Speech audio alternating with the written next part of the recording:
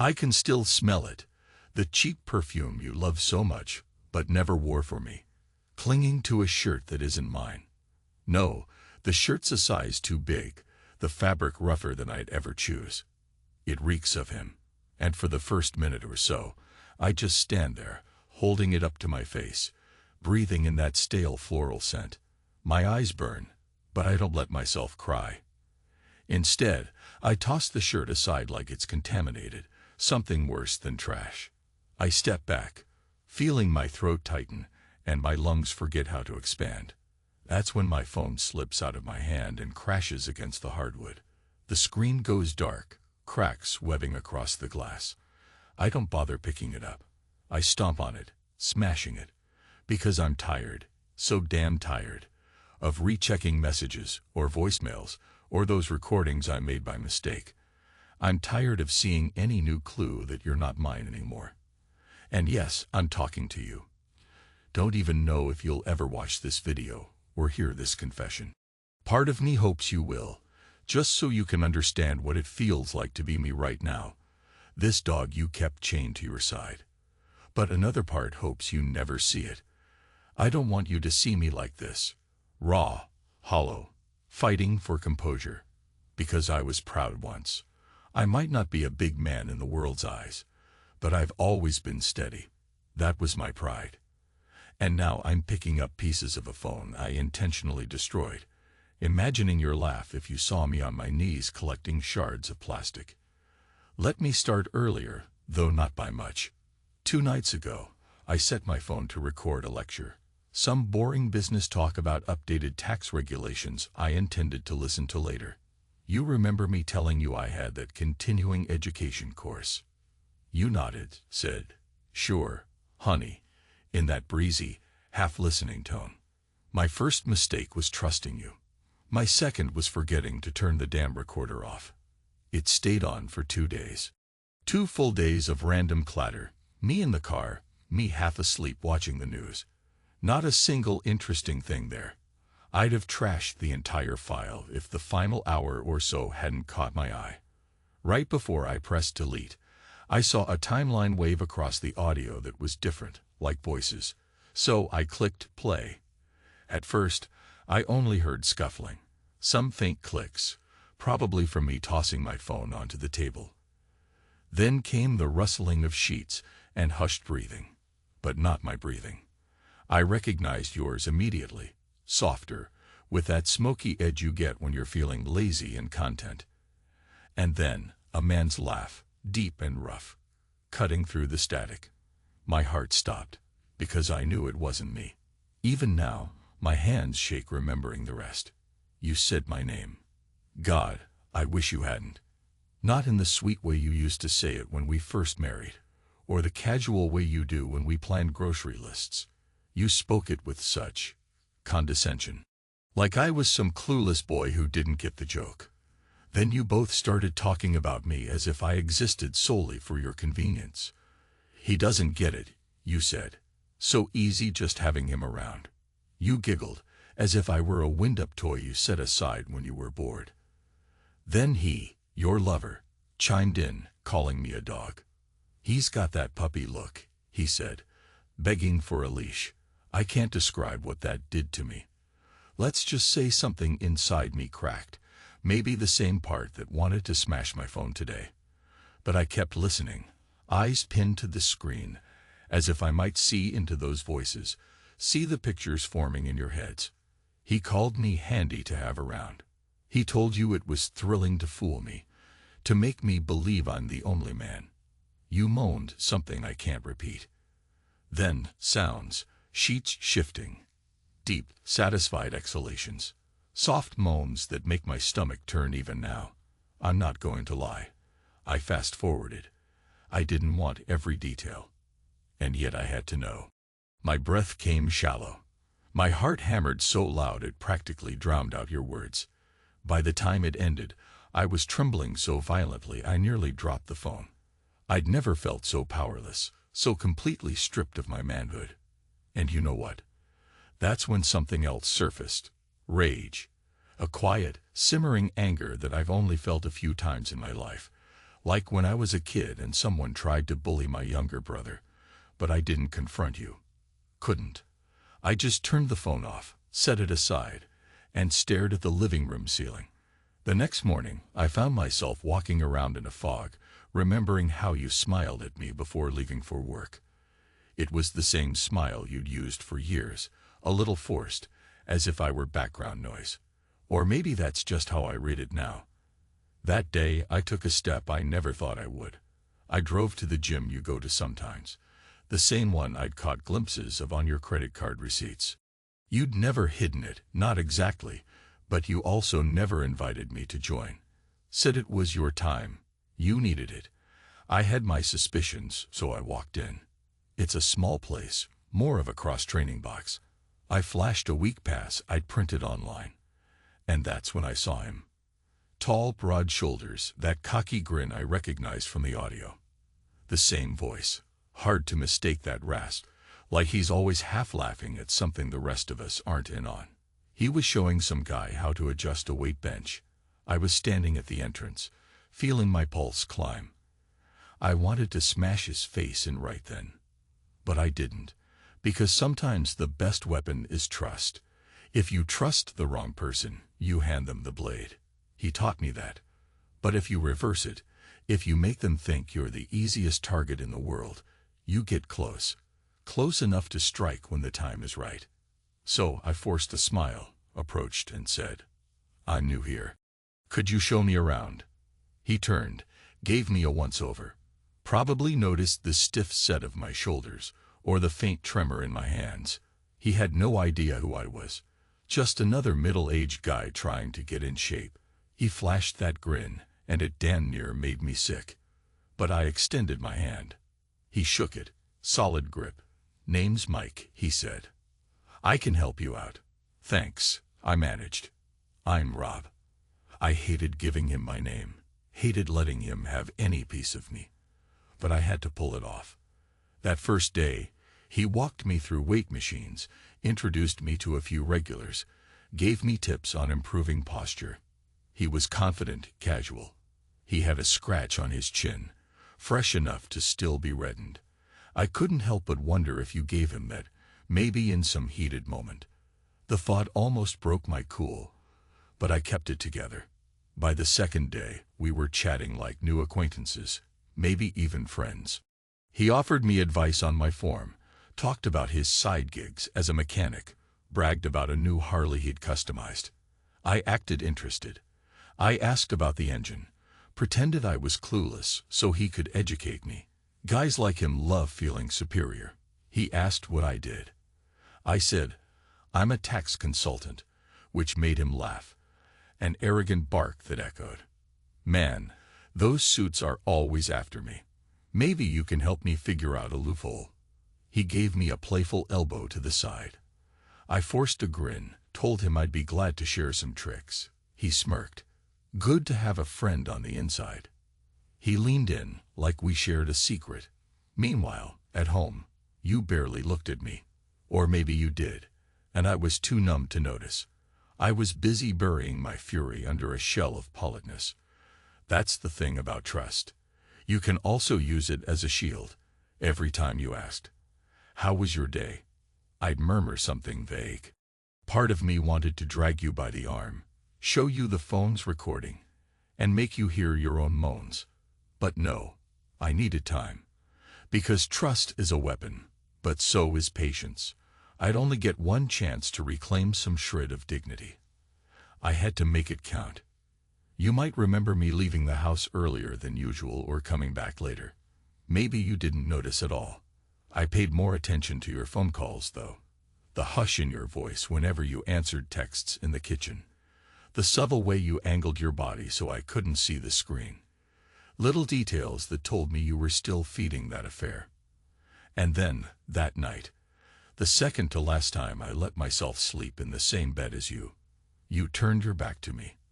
I lay on my side, staring at the darkness, your breathing uneven. I couldn't even ask if something was wrong, because I knew exactly what was wrong. Me. I was the obstacle between you and your fun, your new toy. You probably just tolerated my presence. By the end of the week, I'd spent more hours with Mike than with you. The irony wasn't lost on me. Your lover and I were forging a friendship. He started inviting me to the garage where he worked, letting me watch him tinker with motorcycles. He seemed proud of his mechanical skill. He had pictures of custom bikes taped to the walls, a few of them with half-naked women draped across the seats. I tried not to look too close, but he insisted. "Check this out, man. Isn't she fine?"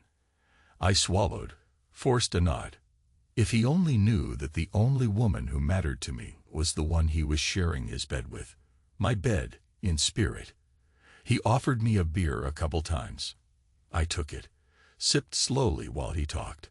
He told me about his father, a drunk who left the family, about how he hated being tied down by anything.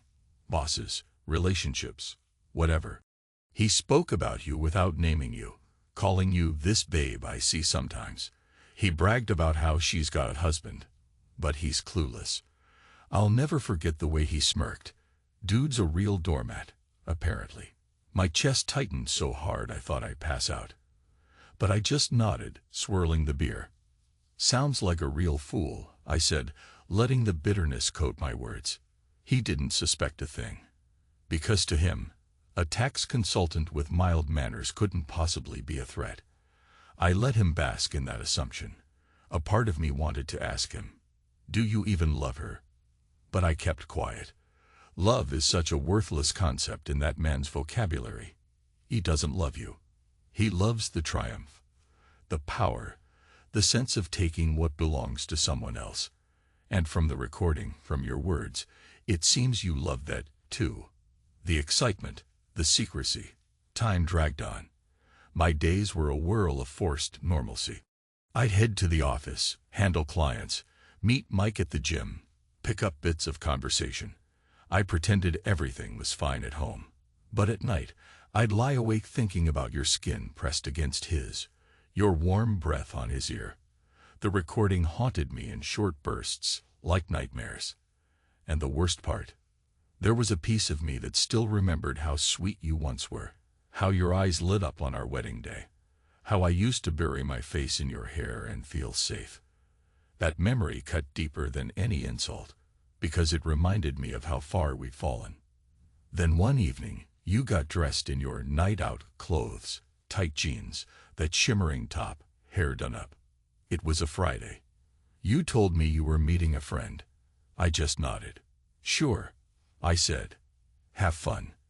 You gave me a half-smile, flicked your eyes away, and hurried out.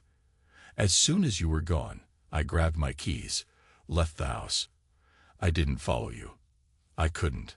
I knew where you were going, though. And maybe I wanted you, too, to have your moment. Let the tension build in me, sharpen the blade of my anger. Instead, I headed to Mike's garage. He was there, of course, bent over a shiny black Harley, polishing the chrome.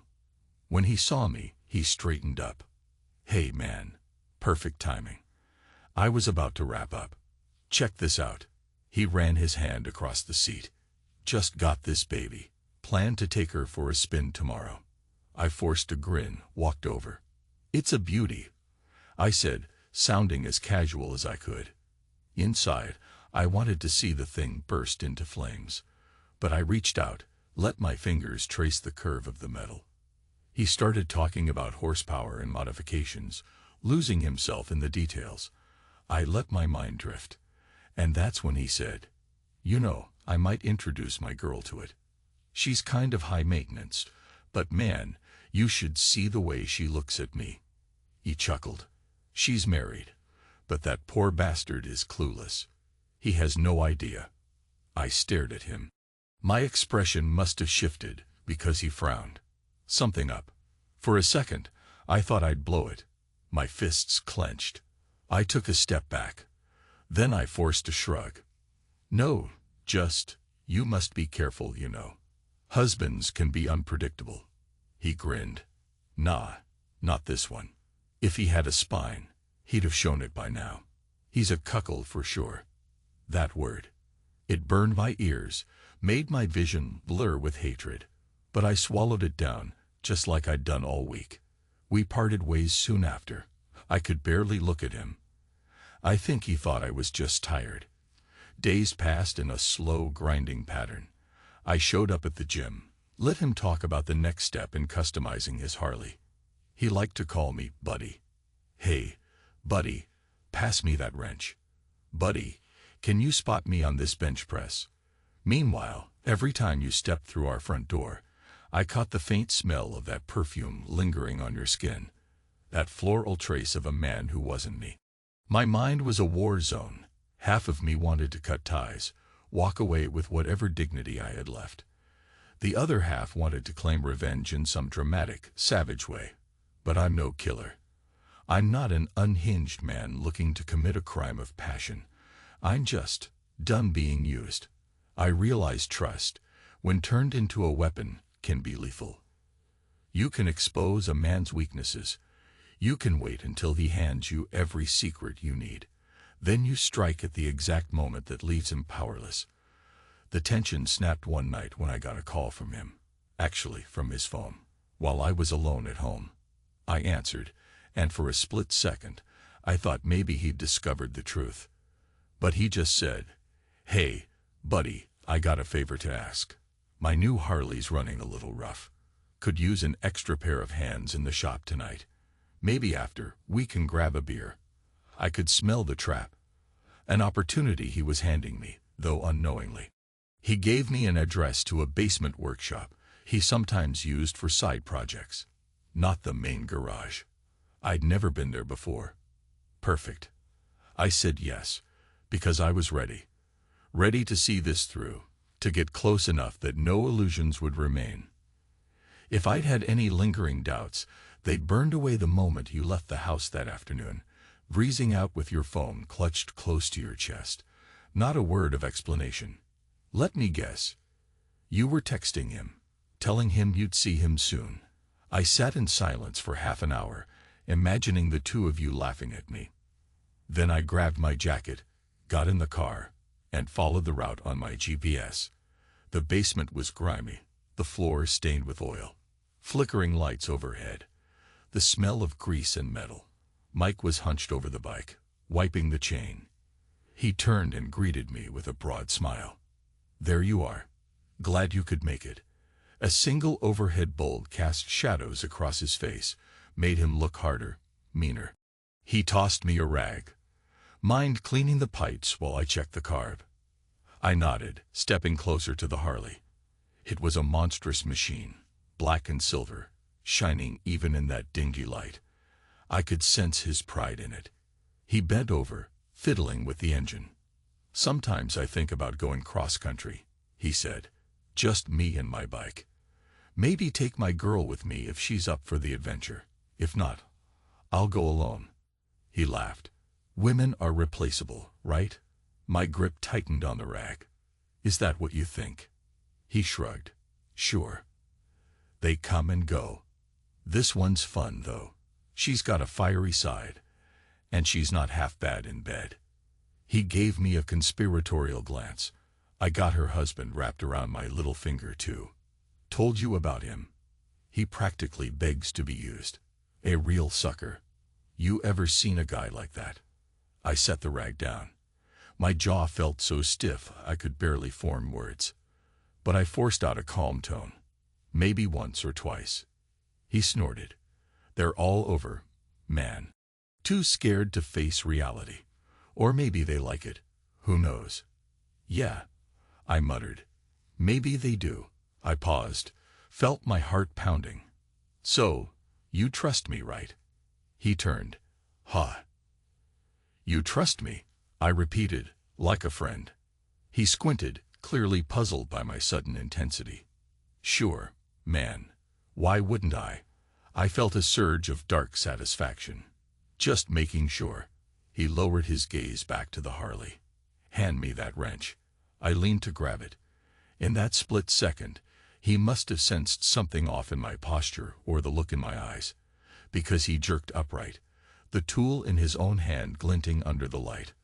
"Wait, you good?" I steadied my breathing, forced a neutral expression. Just thinking about how you must feel so invincible, I said quietly. Taking what doesn't belong to you. His lips curled in a half-smile. Relax. It's not like I stole your bike or anything. He was messing with the chain again, half-smirking. I made a decision. I stepped forward, closer than a friend would stand. He noticed. Something you want to say, buddy? He put an odd emphasis on that last word. I stared at him. You have no idea. For a beat, he just stared back. Then, in a fluid motion, he reached behind him, grabbed a small hunting knife from a wooden workbench. The flickering light reflected off the blade. My pulse hammered, but I didn't flinch. He raised it to my neck, pressing just enough to let me feel the cold steel. You got something to share, you share it carefully, he said, voice low. Or is this about that wife you keep saying you don't have? That's when it clicked for him. I saw the realization dawn in his eyes, saw confusion swirl into anger. Wait, you. He let out a rasping laugh. Oh man. You're the husband. I didn't speak, didn't blink, just looked at him in silence, letting him hold the knife to my throat. My heart was wild, but I forced my breathing to remain steady. I remembered your moans, your laughter, how you let him call me a dog on a leash. The memory fueled my calm. He wanted me to beg, to cower. Come on, he snarled. Aren't you gonna shake in your boots? You're a real cuckold now, brother. How's that feel? I exhaled, slow and controlled. Took you long enough to figure it out. His knife trembled a fraction. He expected fear, a meltdown. Instead, I offered only that cold, steady gaze. Maybe a part of me had died in the moment I first heard that recording. I'd rehearsed this confrontation in my head so many times that the reality felt almost anticlimactic. Trust is a weapon, I reminded myself. He trusted his intimidation to break me. That's where he miscalculated. You're crazy, he hissed. What's your game? You want to fight me over her? She's not worth it, buddy. She's just another fling. I let out a hollow chuckle. You think this is about winning her back? He pressed the blade a bit harder, drawing a thin line of pain against my skin. But I didn't back away. Get out of here, he growled. Before I open you up. I reached up slowly, wrapping my hand around his wrist, feeling the tension in his arm. We locked eyes. Then I pushed the blade aside, enough to move it from my throat. He seemed stunned I dared do that, but he was also hesitating. I could see him waver, uncertain how far to go. There was no backup here, no audience, and maybe in the pit of his mind, he realized I had nothing left to lose. I felt the slightest trickle of blood on my neck. Do it, I said, my voice grim. Go on. He stared at me, eyes flicking across my face. Then his lips curled with disgust. You're not worth it, he spat, stepping back. He lowered the knife, turning away. Get the hell out before I change my mind. I didn't move. He glared over his shoulder, agitation twisting his features. What? You want an apology? You're not getting one. I don't regret a damn thing. She came to me, understand. She needed a man, not some pencil-pushing loser. So be a good dog and run home. I stared at him for a long moment. Then I glanced at the Harley. Its polished chrome seemed to reflect my own face back at me. I didn't trash it, didn't slash the seat or do anything violent. Instead, I took a slow breath and said, You can keep her. He narrowed his eyes. What? You heard me, I said. She's all yours. Because she doesn't belong to me anymore. Hell, maybe she never did. Just remember, she'll do to you what she did to me. Trust me on that. A slight flicker of uncertainty passed over his features. Maybe he realized how quickly she might move on from him too. But he forced another arrogant grin. Sure, pal. I'll keep that in mind. He turned away fully this time, returning his attention to the Harley's engine, dismissing me like I was a harmless pest. Maybe that was for the best. I wiped my neck with the back of my hand, then wiped the blood onto my jeans, and walked out. Strangely, I felt no immediate rush of triumph or relief, just an empty numbness. I drove home at a moderate speed, not sure if I'd even bother going inside. Part of me thought you'd be waiting up, anxious, maybe suspicious. But when I arrived, the house was dark. I let myself in quietly. Your shoes were in the hallway, your purse on the table. You'd gotten home before me, apparently unconcerned about my whereabouts. Typical. I walked to the bedroom, found you asleep, face turned away. Even in the faint glow of the streetlight through the window, I could see your hair splayed across the pillow. Hair I used to bury my nose in, inhaling your scent. Now all I could think of was that cheap perfume lingering in the air. And the memory of your voice, how you dismissed me as convenient. My jaw tightened. Slowly, I backed out of the room, shutting the door behind me. I spent the night on the couch, staring at the ceiling, listening to every sigh and rustle from behind the bedroom door, feeling like an intruder in my own home. When dawn came, I rose stiffly, found a piece of paper, and wrote a short note. Then I placed my keys, house key, car key, on the table next to it. The note said, "You lost. Not me, yourself." That was all. I didn't trust myself to write more. Words would just cheapen what I felt, or give you something to twist back at me. So I kept it short, final, because time doesn't heal. It erases, eventually. All I wanted was to accelerate that process. I left with a single duffel bag.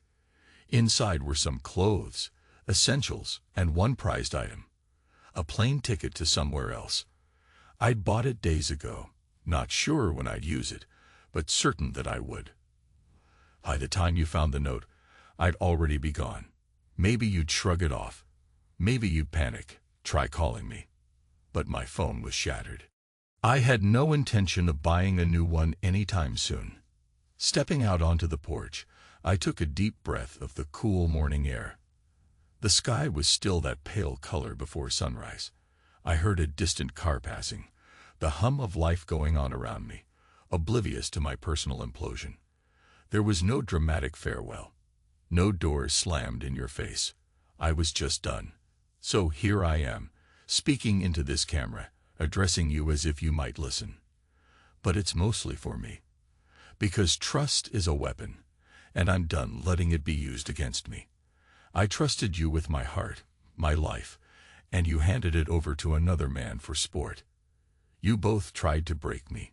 You pressed a knife to my throat, literally and metaphorically, daring me to flinch. And maybe for a time I did.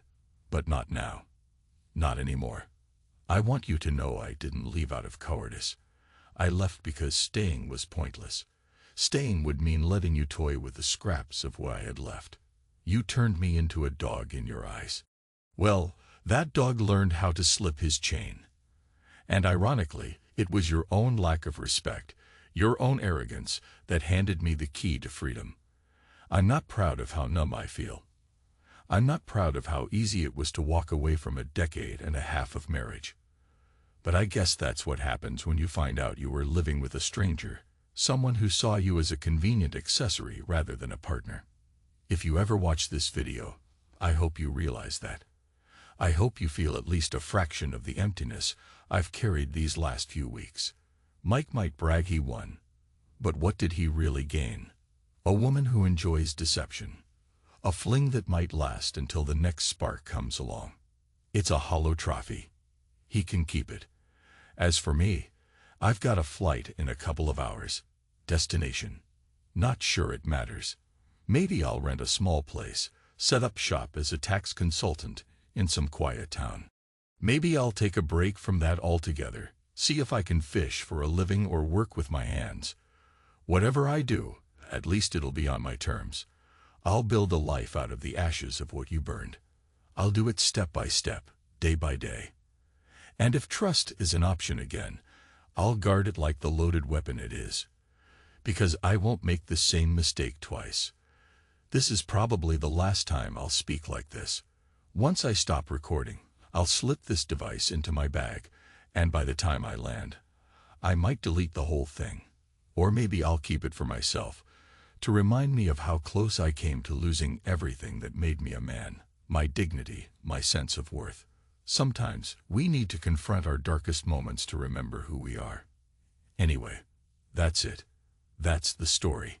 And if you ever wonder, on those nights when you can't sleep, where I went or how I could just disappear so suddenly, well, maybe you'll realize you disappeared first. You lost who you were the moment you decided your thrill was worth more than loyalty, more than respect. You didn't just lose me that day. You lost yourself. Now I can almost hear you scoffing, rolling your eyes at my dramatic exit. Fine. I don't care anymore. I have no illusions left. And that's surprisingly liberating. Because for a long time, I felt so weighed down by your presence, by the guilt you made me carry. As if I was lacking, as if you were forced to look elsewhere. But that's not on me. I'm stepping off the porch now, letting the door fall shut behind me. It doesn't slam, just clicks, a quiet finality in the dawn light. I'm not looking back. My bag is on my shoulder, and with each stride, I feel my chest expand just a little more, like I can breathe again. No tears, no trembling. Maybe they'll come later, or maybe the wells run dry. Doesn't matter. I walk to the driveway, toss my bag in the backseat, and slide into the car. The engine rumbles, a steady growl. In a few minutes, I'll be driving down the highway, passing familiar landmarks for the last time. And then the airport, a ticket agent scanning my boarding pass, a flight carrying me somewhere else. It's not a triumphant exit. It's not the hero's moment, but it's what I have. And maybe it's enough. That dog with a leash you both mocked, he's gone. Or maybe he was never there. You just believed he was. Because you never really knew me. It's funny how the quiet ones always get dismissed. But that quiet can hide a lot of truths. It can hide anger, betrayal, heartbreak. And eventually, it can hide the resolve to walk away and never return. Trust is an interesting thing. You have to hand it over willingly. But once it's broken, the damage is irreversible. I'm not sure if I'll trust anyone the same way again. That might be the real tragedy here. But it's also what will keep me vigilant going forward. I'm pulling out of the driveway. The sky is turning pale pink, the sun not quite risen. I think about the final words I wrote on that note. You lost. Not me. Yourself. That's all there was to say. Everything else would have been wasted breath. The tires crunch over the pavement. My old life recedes in the rearview mirror, the house fading behind me. As I turn the corner, it's gone. And I'm left with the open road, the half-light of dawn. And whatever future I decide to build from this, there's a flicker of pain in my chest, a reminder of what was lost, but also relief, because I'm done. And for the first time in too long, I feel a small surge of calm, maybe even hope. In the distance, the highway hums, calling me toward the airport. I grip the wheel tighter, inhale slowly. My heart's racing, but there's a steadiness beneath it. Whatever happens next, it's my choice. Not yours. Not his. Mine. That's enough for now. I won't say goodbye. I won't give you the satisfaction of closure. I'll just let time erase us. Let it do its work until you're nothing but a faint memory. And if you ever regret what you've done, if you ever find yourself reaching out in the empty darkness, searching for the man who would have stood by you through anything, just remember, you gave him up for a cheap thrill and a handful of mocking words. Those words cut deeper than any knife, but I survived them. And now I'm free. That's it. I'm pressing stop. I'm done.